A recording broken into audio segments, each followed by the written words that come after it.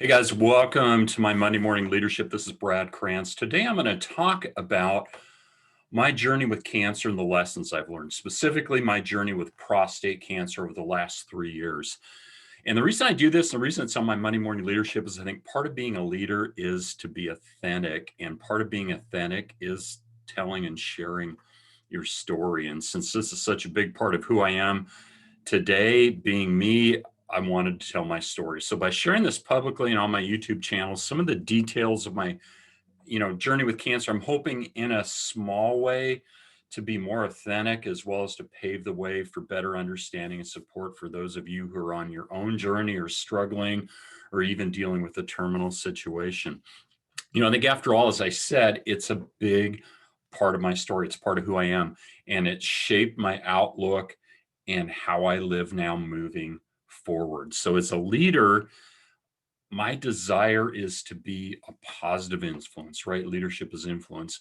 And so from my experience, my personal experience, I hope, I can provide a little better understanding of how cancer affects your life, and I certainly can have empathy with those of you that are going through cancer, as well as hopefully to be an inspiration and a motivation for overcoming any ordeal.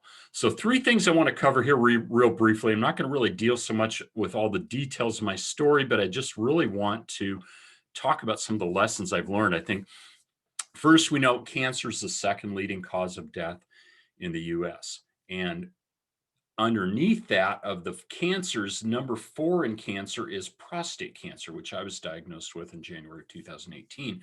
Had like 1.4 million cases in 2020. So it's a big deal. Most men, I think I'd say over 50, are probably dealing with an enlarged prostate. Your PSA levels can go up and those things.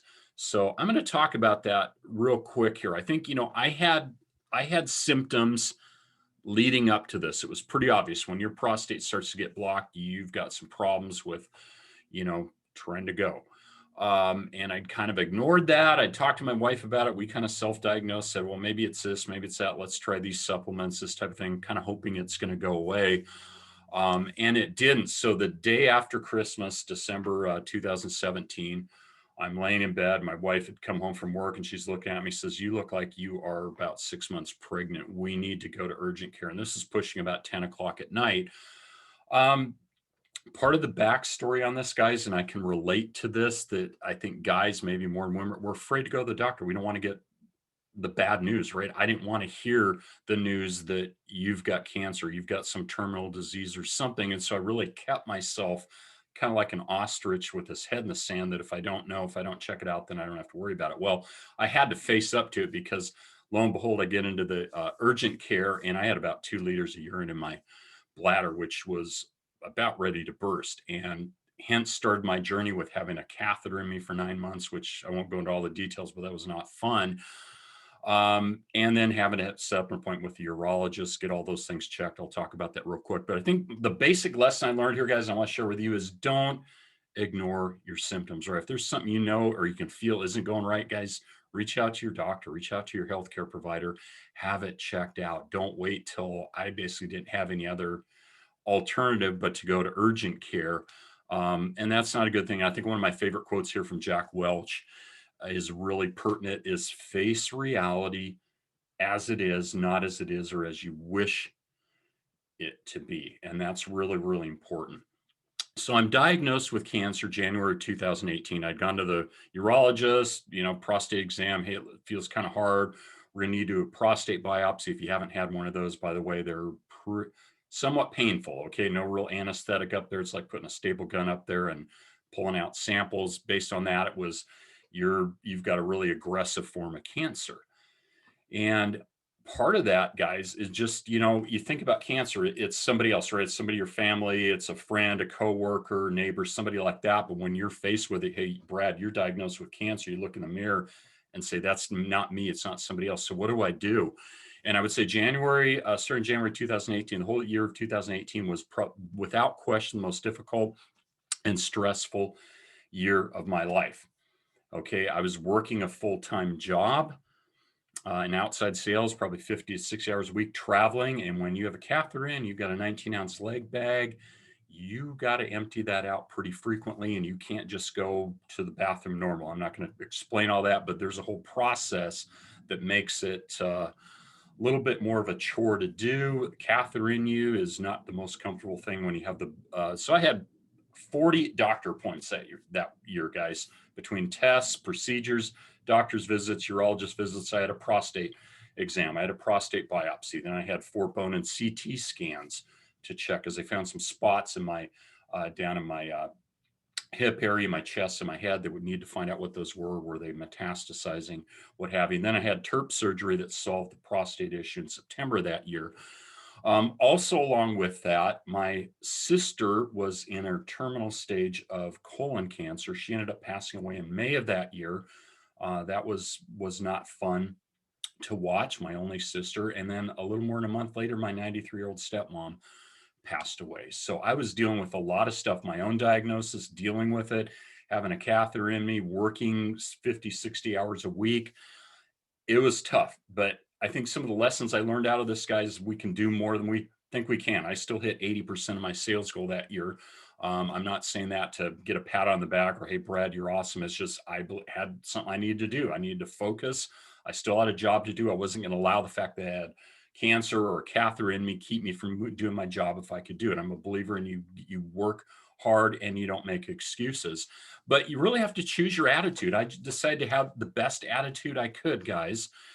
And second lesson I learned was you need to take responsibility for your health. And with that, I would say do your own research. You got to get to know your cancer and your treatment options. And again, I'm not obviously not a medical doctor. This is my story. This is my journey, but medical doctors don't have the whole picture on stuff, guys. I'd say don't overlook incorporating naturopathic care, which I did. I worked with a naturopathic oncologist for a while, and then ultimately started working with, over the past couple of years, a clinical nutritionist to get a hold of and see how my blood was responding, what was happening in my body, things that I could do. But the biggest thing I did was I changed my diet and got exercise. And I started reading, and I read a book, and I just want to share it because this might help some of you. The metabolic approach to cancer. I did a lot of reading on cancer and alternative therapies because I wasn't too crazy about chemo. I was faced with it. I watched my sister basically die. Her body got blasted by chemo, and I decided, I will never go through chemo. I will opt for a natural approach. Fortunately, I didn't have to do that. I was on Zytiga, a non-cytotoxic medication, prednisone, and then quarterly Lupron injections. But don't overlook incorporating naturopathic and clinical nutrition into it. One of the biggest things I discovered, guys, and this is probably out of the whole thing is huge, is when we talk about sugar, right? It's in practically every modern food we eat, right? And drink, and it's fueling cancers and other chronic illnesses. Sugar consumption is literally off the charts in the US in particular. And most people don't even think twice about it, or it seems so innocent and so tasty. So what's the big deal? But guys, here's the big deal that really woke me up is that the deal is cancer cells ingest sugar, all kinds of sugar, and they do it at a rate that's almost 50 times faster than healthy cells. And it's the main fuel that helps them to grow and spread. So my takeaway from this, guys, again, aside from incorporating naturopathic or clinical nutrition, is you got to look at your diet. I think you really need to make major changes. You need to get away from junk food, processed foods, sugars. I probably reduced sugar intake by 85 to 90%. At one point, I almost thought, if my diet changed, I was probably going to die of starvation before I died of cancer. I say that somewhat humorously, but diet's so critical, guys, to cancer. That's one big thing I learned, is that that's something you can take control of. So when I talk about taking control of your health, yes, work with your medical practitioner, your oncologist. I did, but I'm big on nutrition, big believer in nutrition, supporting my body, helping build my immune system so that your body can withstand the stuff you went through. So April of 2019, I went through radiation treatment, had about 3 months of that. I think 43, 44 treatments, finished that up, and everything looked pretty good. Had another set of bone CT scans, no sign of metastasis, no change from the original 4 I had the year before. But I'll fast forward now, 3 years later, April of this year, I go in to visit my oncologist. I've been responding well to my treatments. My PSA level was originally at 18, which is really high. And you can have a high level PSA and not have cancer, but mine was at 18. I'm down to negligible, like less than 0.2%. So very, very negligible. So my oncologist said, hey, you can continue taking the medications, but as a result of the medications I was on, guys, I had elevated blood pressure. So I was on blood pressure medication, and also had bouts with depression in that too, because of the effects of the medication I was on. I didn't want to be on more medications. But he gave me the option, hey, continue on the medications you're on, or you can opt to go off them. I think you're okay to do that. We get check things every 3 months. Do bone CT scan is needed, but just check your labs to see how you're doing. So thankfully, last month I was able to stop taking my Zytiga, my prednisone, and also Lupron injections. I'm also monitoring my blood pressure, but I've weaned off the blood pressure medication. My blood pressure is at a normal level because it was elevated by the drugs that I was given to counteract or deal with cancer. So those are some of the things that you really need to look at. But I think with that, incorporating a good diet, exercise regularly, I want to get off the drugs because of effects, and we call them side effects, but they're really effects. We're doing other things, and I want to minimize those. So again, guys, the bottom line on this, the lessons I've learned is, and I'm a Christian, this is my story, so I'm going to tell it, but God's in control, right? He is sovereign. And prostate cancer was my thorn in the flesh. Paul writes that my grace is sufficient for you. My power is made perfect in weakness, from 2 Corinthians 12:9. And it was. And along with this, again, your attitude matters, how you approach it. What's your attitude toward it? Are you a victim? Are you, woe is me? Or are you going to say, hey, I'm going to do everything I can within my power to deal with this? Now, my prognosis, fortunately, again, was very favorable, is very favorable looking forward. I'm 60 years old.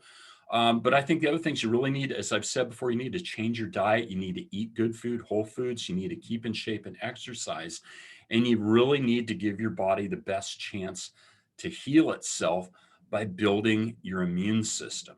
So integrating typical medicine, normal medicine, oncology with naturopathic and clinical nutrition was really a boon for me. I think it was very helpful. I think it's certainly one of the reasons I can sit here today and look back. I don't call myself a cancer survivor. I consider myself, I'm still on the journey having had it, but I basically have stopped the effects at this point. My last oncologist visit, the CT scan showed no signs of metastasizing in my bones, and no change in the spots that they'd found 3 years earlier too. So everything looks free and clear, though they can't tell me that my body is free of cancer, and I'm not going to say that, but with the treatment I went through and continuing to stay on a good regimen of healthy foods, nutritional supplements, exercise regularly, again, I can say that my long-term prognosis on this looks very good. I'm very thankful. I thank God. I thank God for all the prayer support I got through